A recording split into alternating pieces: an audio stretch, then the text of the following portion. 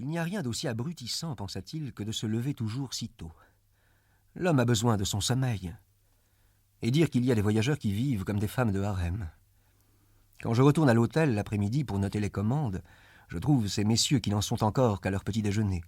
Je voudrais voir ce que dirait mon chef si j'essayais chose pareille. Je serais congédié immédiatement. Qui sait d'ailleurs si ce ne serait pas une bonne affaire. Si je ne me retenais pas à cause de mes parents, il y a longtemps que j'aurais donné ma démission. Je serais allé trouver le patron et je ne lui aurais pas mâché les choses. Il en serait tombé de son bureau. Voilà encore de drôles de manières.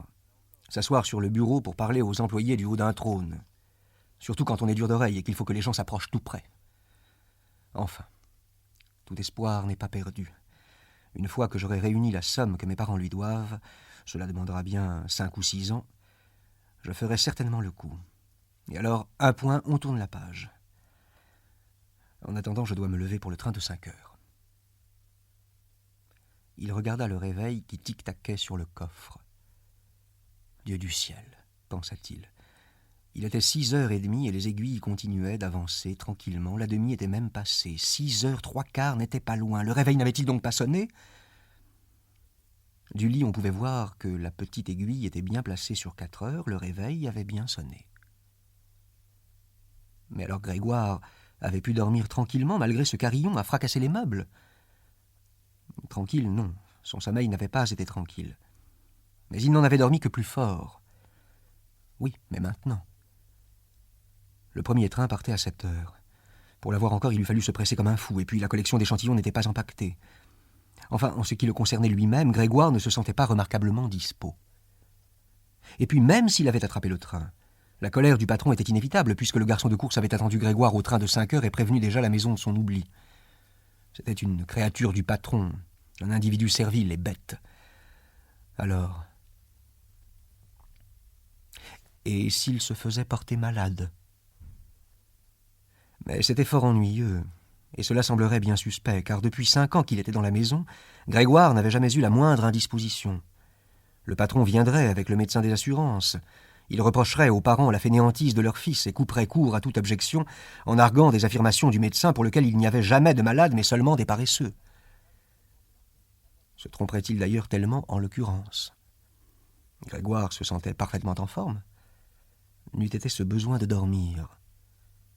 Vraiment superflu après une si longue nuit. Il avait même un appétit singulier.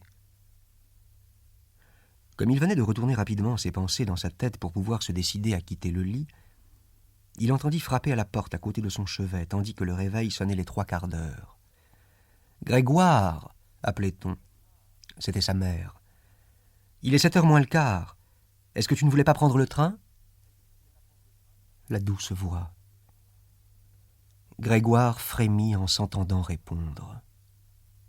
On reconnaissait bien son organe, il n'y avait pas à s'y méprendre, c'était bien lui qui parlait, mais il se mêlait à sa voix un piaulement douloureux, impossible à réprimer, qui semblait sortir du tréfonds de son être, et qui ne laissait aux mots leur vraie figure que dans le premier instant, pour brouiller ensuite leur résonance au point qu'on se demandait si l'on avait bien entendu. Grégoire aurait voulu détailler sa réponse, mais dans ces conditions, il se contenta de dire « Si, merci maman, je me lève ». Sans doute la porte empêchait-elle de juger du changement survenu dans la voix de Grégoire, car l'explication rassura la mère qui s'éloigna entraînant ses pantoufles. Mais cette petite conversation avait fait remarquer aux autres membres de la famille que Grégoire, contre toute attente, se trouvait encore au lit. Et le père s'était mis à frapper à la porte latérale, doucement, mais avec le poing. « Grégoire ! Grégoire !» criait-il. « Qu'y a-t-il donc ?» Et au bout d'un moment, sur un ton d'avertissement et d'une voix plus grave, « Grégoire ! Grégoire !» À l'autre porte latérale, la sœur du jeune homme gémissait doucement. « Grégoire, es-tu malade? As-tu besoin de quelque chose ?»« Je suis prêt. » répondit des deux côtés Grégoire en s'efforçant d'articuler distinctement et de séparer largement les mots pour rendre sa voix naturelle. Le père retourna déjeuner, mais la sœur chuchota encore « Grégoire, ouvre-moi, je t'en supplie. » Grégoire n'eut garde de se rendre à cette invitation.